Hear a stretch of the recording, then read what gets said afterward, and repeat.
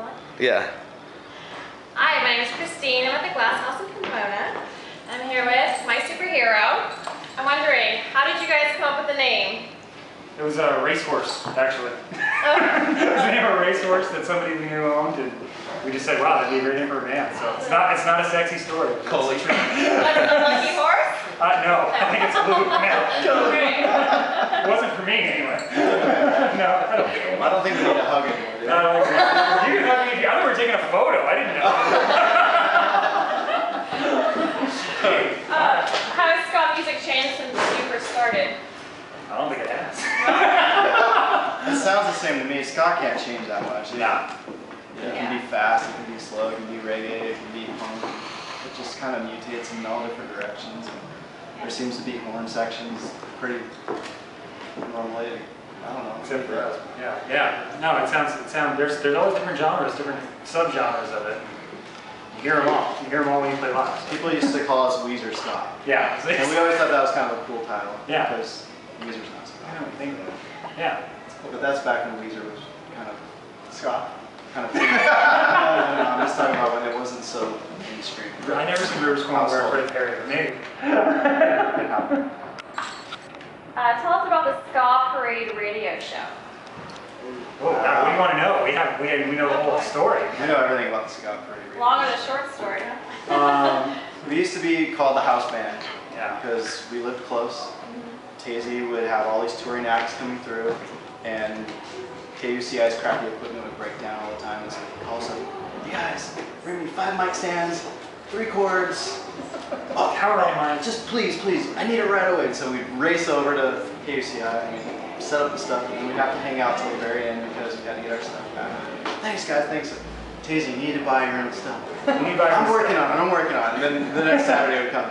Sorry guys, Yeah. I got Lister Jake in the studio. Can you guys please come bring me? We got a 14-person band in the studio. That's crazy. Because all these ska bands would bring these huge bands, he wouldn't have enough mics, so we just became like his standby.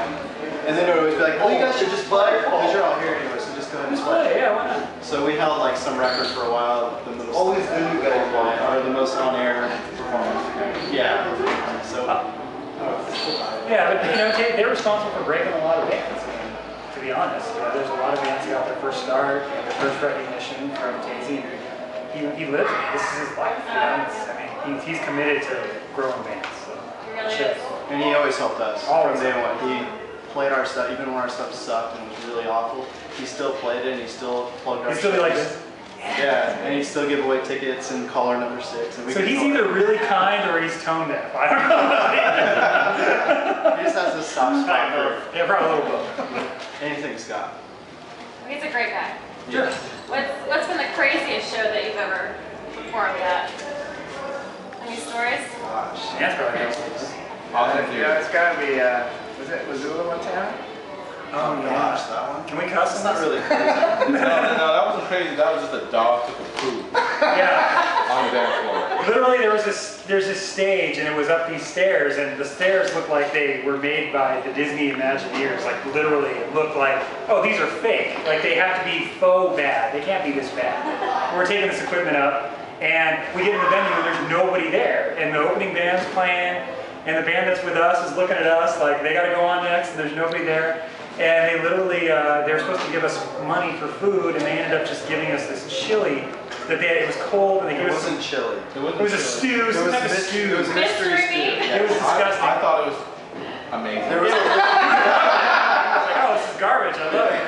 And then they threw like literally some Wonder Bread. I was like, oh, there's some bread for you, you know.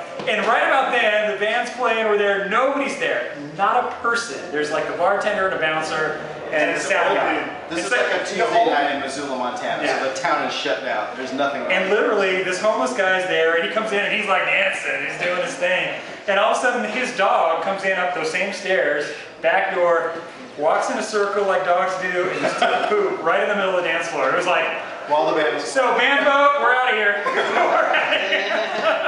That was the best show we've That was ever the best played. show we've ever played. Austin Theater, where we almost collapsed the building. Yeah, they almost collapsed the building. That one, I think that That was probably the best show. They made all the kids go upstairs, and all the 21 and over drinkers got to be in pit. Well, It's just that's backwards, right? It should be the other way. Yeah. Yeah. So, and was Cherry Cherry Bomb Bomb Daddies. Yeah, Cherry Bomb Daddies. Oh. And they, and so we had the whole mezzanine just jumping. Like And crazy. you could see it like- flexing. This was like a 100-and-something-year-old theater, and you could see the whole thing just going like this, and we're just like, oh, wow, damn, this is gonna collapse. This is gonna get rad. That was a good one. That was what, 97? Something like that. Circus around. What else? What do you guys think about the concept of not charging a cover to get into the venues for the fans? Is it a good or a bad idea? Like a drink. Just an admission or a drink? Just an admission. How would you pay the bands? How would you pay the Basically a percentage of the sales of the bar Oh. type of thing, so more people can come and enjoy your music. And they would have to, I gotta wrap my brain around yeah. that. Well, first of all, I don't think that would ever happen because your promoters like to be guaranteed things. I don't know. We ran into some trouble at the Galaxy Theater when they charged 2 drink minimum. Yeah, they advertised the show for $3 and they were gonna pay all the bands, and then it was When the $3. kids showed up, how much was the cover? It was $6. It was Take it back further. We promoted a show, Really Fish headline. Aaron Barrett got the idea to throw a mic stand at a bouncer because he was being mean to some of the kids that were dancing. And so Really Fish couldn't play, he ran out the door and the show was shut down. So Really Fish wanted to do a makeup show. So they did, hey, Galaxy Theater, we'll get some of the same bands that play, and we'll only charge $3. And there won't be a drink minimum because it's going to be a makeup show. We just want to give back to the kids. So we all get there, we're all excited to play, and then we find out their kids are paying $6 to $8 extra because of the drink. And so shows in the day were like $5, $6. Yeah, so it made it was just the whole thing just turned our idea upside down. So we tried to do a boycott and say, okay, well, all the bands are going to get together and we're not going to play. So you refund all this.